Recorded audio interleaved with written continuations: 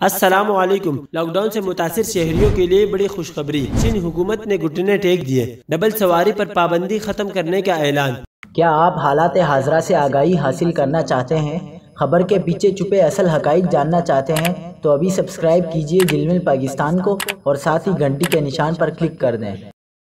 آپ کو بتاتے چلے کہ سندھ حکومت کی جانب سے ڈبل سواری پر عائد کی جانے والی پابندی کو ختم کر دیا گیا ہے۔ صوبائی وزیر مرتضی وہاب نے آج پریس کانفرنس کرتے ہوئے بتایا ہے کہ سندھ بھر میں ڈبل سواری پر پابندی ختم کر دی گئی ہے۔ انہوں نے بتایا ہے کہ لاک ڈاؤن کے دوران ڈبل سواری پر کسی کو نہیں روکا جائے گا، اس حوالے سے احکامات جاری کر دیے گئے ہیں۔ انہوں نے مزید کہا ہے کہ پابندی کی وجہ سے لوگوں کو ویکسینیشن میں دشواری پیش آ رہی تھی، تاہم گزشتہ روز عائد کی جانے والی ڈبل سواری پر پابندی کو اب ختم کر دیا گیا ہے، جس پر شہریوں نے خوشی کا اظہار کرتے ہوئے مطالبہ کیا ہے کہ سندھ حکومت لاک ڈاؤن اور کاروبار کی بندش سے بھی پابندی اٹھائے اور لوگوں کو رزق حلال کمانے دیا جائے۔